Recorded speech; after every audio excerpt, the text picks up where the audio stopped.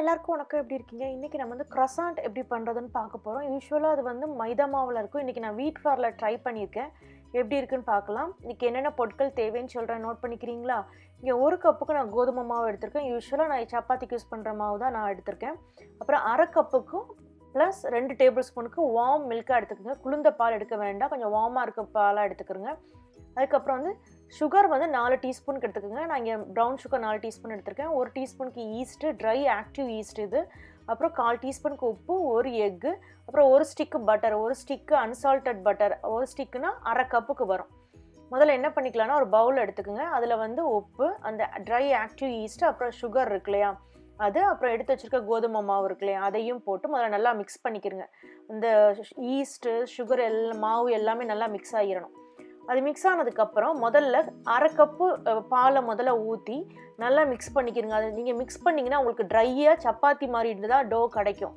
அது அரை கப்பு நல்லா ஊற்றுனதுக்கப்புறம் 2 டேபிள் ஸ்பூன் வார்ம் மில்கை ஊற்றினீங்கன்னா இந்த மாதிரி பிசு பிசுன்னு உங்களுக்கு வரும். அப்போ தான் ட்ரை ஆக்டிவ் ஈஸ்ட் இருக்குல்லையே அது வந்து சீக்கிரம் ஆக்டிவேட் ஆகும். மாவு ரொம்ப ட்ரையாக இருந்தால் அது ஆக்டிவேட் ஆகாது. அதை வந்து அப்படியே ஒரு வார்ம் பிளேஸில் ஒரு மணி நேரம் வச்சு எடுத்துருங்க. நமக்கு டோ ரைஸ் ஆகி கிடைக்கும். இதுக்கடையில் நீங்கள் வந்து பட்டர் இருக்குல்லையா அதை இந்த மாதிரி ரோல் பண்ணிவிட்டு 2 பாலித்தீன் பேக்கு இடையில வச்சுருங்க. அதை வச்சு ஃப்ரிட்ஜுக்குள்ளே வச்சு எடுத்துருங்க. அதை ஒரு 20 நிமிஷம் நீங்கள் வச்சு எடுத்தால் போதும். இப்போ நமக்கு டோ வந்து நல்லா ரைஸ் ஆயிடுச்சு, நல்லா பிசு பிசுன்னு இருக்குது. இப்போ நான் வந்து அதில் நம்ம எதில் ரோல் பண்ண போகிறோமோ அதில் நல்லா மாவு தூவிட்டு அதில் நம்ம இந்த சப்பாத்தி மாவை வச்சு நல்லா தேய்ச்சி எடுக்க போகிறோம். ஒரு 10 நிமிஷம் நல்லா தேய்ச்சி கொடுங்க. அப்போ தான் நமக்கு வந்து இந்த மாவு வந்து நல்லா தேய்க்க நல்லா இழுக்கும் போது நல்லா ஃப்ளெக்சிபிளாக இருக்கும். இந்த மாதிரி நல்லா அந்த கிராக் இல்லாமல் நல்லா பால் மாதிரி நல்லா உருட்டி எடுத்துக்கோங்க. இந்த பரோட்டாக்கெலாம் உருட்டுவாங்களே அந்த மாதிரி உருட்டி எடுத்ததுக்கப்புறம் இப்போ வந்து நீங்கள் வந்து இதில் மாவு தூவிட்டு இதை வந்து நல்லா ஸ்ப்ரெட் பண்ணி விடணும். இது வந்து ரவுண்டு 1 நமக்கு. இது மாதிரி நம்ம 3 தடவை பண்ண வேண்டியது இருக்கும். இந்த மாதிரி நல்லா ஸ்ப்ரெட் பண்ணுங்கள். நல்லா தின் ஷீட்டாக நமக்கு வரணும். நல்லா ஸ்ப்ரெட் பண்ணதுக்கப்புறம் நம்ம வந்து 20 நிமிஷமாக உள்ளே வச்சுருக்கோம் இல்லையா பட்டர், அந்த பட்டர் வந்து எடுத்தோம் அப்படின்னா அப்படியே நல்லா ஸ்டிக்காக இருக்கும். அதை வந்து இது மேலே அப்படியே நம்ம போட்டுட்டு அந்த எல்லா பக்கத்தையும் நல்லா கவர் பண்ண போகிறோம். பட்டரை இந்த மாதிரி எல்லாத்தையும் போட்டுட்டு இந்த எல்லா பக்கத்தையும் இந்த மாதிரி கவர் பண்ணிவிட்டு மாவு நல்லா தேய்ச்சிட்டு நம்ம திருப்பி உருட்டி எடுக்க போகிறோம். அதாவது நம்ம எவ்வளோக்கெவ்வளோ நல்லா அந்த பட்டரையும் மாவையும் உருட்டுறோமோ அதுக்கு ஏற்றாப்புல நமக்கு வந்து லேயராகவும் கிடைக்கும். பட்டர் இந்த மாவெல்லாம் ஸ்ப்ரெட் ஆகும். அதுக்காகத்தான் இந்த croissantக்குள்ளே அந்த இதே டோவை வந்து நீங்கள் பப்ஸ் வீட்டில் மேக் பண்ணுறதா இருந்தால் கூட இதே டோவை கூட நீங்கள் யூஸ் பண்ணிக்கலாம். எல்லாத்துக்கும் ஒரே ப்ரொசீஜர் தான். இந்த மாதிரி மடித்து துணி மாதிரி நீங்கள் மடிக்கணும். இப்போ பாருங்கள் பட்டர் மேலே நல்லா இடையில தெரியுதா? இப்போ வந்து மடிச்சுட்டு திருப்ப இன்னொரு தடவை நீங்கள் வந்து இதே மாதிரி தேய்ச்சி மடித்து எடுக்கணும். மடிச்சுட்டு இதை வந்து ஒரு பாலித்தீன் பேக்கில் சுற்றி நீங்கள் ஃப்ரீசருக்குள்ளே வைக்கக்கூடாது, ஃப்ரிட்ஜுக்குள்ளே தான் நம்ம வைக்க போகிறோம். இதை வந்து ஃப்ரிட்ஜுக்குள்ளே நீங்கள் வந்து ஒரு 1 hour வச்சு எடுத்துக்கோங்க. இதுதான் ஃபஸ்ட் டைம் வைக்க போகிறோம் நாம். 1 hour வச்சு அதுக்கப்புறம் எடுங்க. இப்போ 1 hour ஆயிடுச்சு. நான் திருப்ப எடுத்துட்டு இதை நான் திருப்பி ரோல் பண்ண போகிறேன். இது வந்து நமக்கு ரவுண்ட் 2. நம்ம எந்த அளவுக்கு நம்ம நல்லா ரோல் பண்ணி எடுக்கிறோமோ அந்த அளவுக்கு பட்டரும் உள்ளக்கு நல்லா ஸ்ப்ரெட் ஆகும். நமக்கு அந்த டோ வந்து ரொம்ப ஃப்ளெக்சிபிளாக வரும். நமக்கு லேயர்ஸும் கிடைக்கும். இப்போ ஃபஸ்ட்டு உருட்டி நான் வந்து ரோல் பண்ணிவிட்டு மடிச்சிட்டேன். இப்போ திருப்ப இன்னொரு தடவை நான் ரோல் பண்ணி மடிக்க போகிறேன். முதல்ல ரோல் பண்ணி மடித்து ஃப்ரிட்ஜுக்குள்ளே வச்சு எடுத்ததுக்கப்புறம் திருப்பி நாம் ரோல் பண்ணியாச்சு. இப்போ நம்ம திருப்பி இதை வந்து 1 hour ஃப்ரிட்ஜுக்குள்ளே வச்சு எடுக்க போகிறோம்.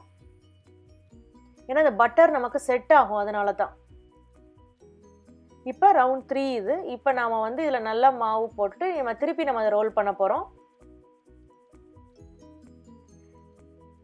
2 தடவை நம்ம 1 மணி நேரம் ஃப்ரிட்ஜுக்குள்ளே வச்சு எடுத்துட்டோம் இல்லையா? இப்போ என்ன பண்ண போகிறோன்னா இப்போ நல்லா ரோல் பண்ணிவிட்டு இதை நம்ம வந்து 12 மணி நேரமோ இல்லைன்னா ஓவர் நைட்டோ நீங்கள் ஃப்ரிட்ஜுக்குள்ளே வச்சு எடுத்துடணும்.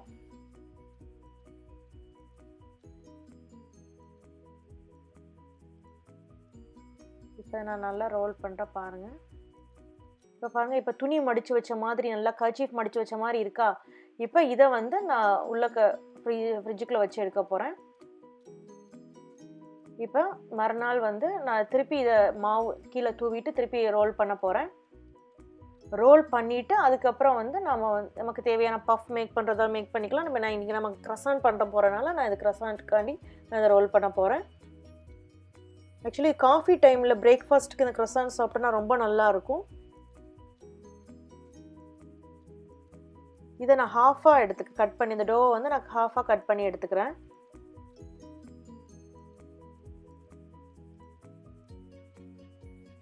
இப்போ நமக்கு பஃப் நம்ம அதை மேக் பண்ணுறதா இருந்தால் நீங்கள் இந்த ஸ்டேஜில் நீங்கள் பஃப் மேக் பண்ணிடலாம். ஏற்கனவே என் வெப்சைட்டில் வந்து எக் பஃப் எப்படி செய்கிறது, அப்புறம் சிக்கன் பஃப் எப்படி செய்கிறதுங்க வீடியோ போட்டிருக்கேன். லிங்க் அட்டாச் பண்ணி விட்றேன், பார்த்துக்குருங்க. இப்போ இதை வந்து நான் ஹாஃபாக பிரித்து எடுத்துட்டேன் இல்லையா, இதில் வந்து ஒரு ஹாஃபில் இந்த மாதிரி நல்ல நீளத்துக்கு நான் வந்து ரோல் பண்ணிவிட்டு இந்த மாதிரி முக்கோணமாக கட் பண்ணுறேன். இந்த முக்கோணமாக கட் பண்ணி எடுத்ததை நாம் வந்து இதே மாதிரி ரோல் பண்ணி விடணும். அப்படியே ரோல் பண்ணி விட்டுட்டு இந்த எந்த ட்ரேயில் பேக் பண்ண போகிறீங்களோ அந்த ட்ரேயில் அதை அப்படியே வரிசையாக அடுக்கி வைங்க.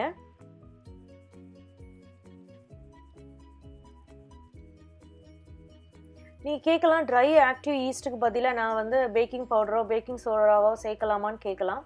ஆனால் பேக்கிங் பவுடரோ பேக்கிங் சோடாவோ நீங்கள் சேர்த்திங்கன்னா அந்த அளவு வந்து croissant உங்களுக்கு நல்லா வராது. ஈஸ்ட்டு சேர்த்தா தான் அது நல்லா வரும். இப்போ நம்ம என்ன பண்ண போகிறோம், இந்த மாதிரி ரோல் பண்ணதுக்கப்புறம் இது ஒரு பாலித்தீன் பேக், ஒரு பேக்கில் நல்லா இந்த மாதிரி கவர் பண்ணி ஒரு வார்ம் பிளேஸில் வச்சு எடுங்க. வெளியவே வைங்க, ஃப்ரிட்ஜுக்குலாம் வைக்க வேண்டாம். இப்போ 45 நிமிஷம் கழிச்சு எடுத்தோம்னா இந்த டோ வந்து லைட்டாக நமக்கு ரைஸ் ஆகிருக்கும், நல்லா உப்பி வந்திருக்கும். இப்போ என்ன பண்ண போகிறோம்னா ஒரு முட்டையை நல்லா உடச்சிட்டு அதில் நல்லா அடிச்சுட்டு அதில் 1 டீஸ்பூனுக்கு மட்டும் வாட்டர் சேர்த்துட்டு இதை இந்த croissant மேலே அப்படியே லைட்டாக ப்ரஷ் பண்ணி விட்ருங்க. இது ப்ரஷ் பண்ணிகிட்டு இருக்கும் போதே நீங்கள் வந்து உங்கள் ஓவனை வந்து ப்ரீஹீட் பண்ண ஆரம்பிச்சிருங்க. அதை ப்ரீஹீட் பண்ணிவிட்டு இதை வந்து உள்ளக்கு 10 நிமிஷம் முதல்ல வச்சுட்டு அதுக்கப்புறம் டெம்பரேச்சரை குறைச்சிட்டு திருப்பி 10லேருந்து 15 நிமிஷம் வச்சு எடுத்திங்கன்னா இந்த அருமையான croissant உங்களுக்கு ரெடி ஆயிரும்.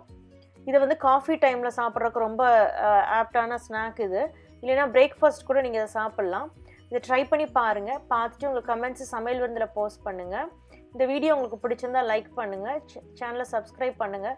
கூடவே நீங்கள் பெல் சிம்பிளையும் கிளிக் பண்ணிட்டீங்கன்னா நான் அப்டேட் பண்ணுற வீடியோஸை நீங்கள் உடனே பார்க்கலாம். நம்ம இன்னொரு வீடியோவில் சந்திக்கலாம்.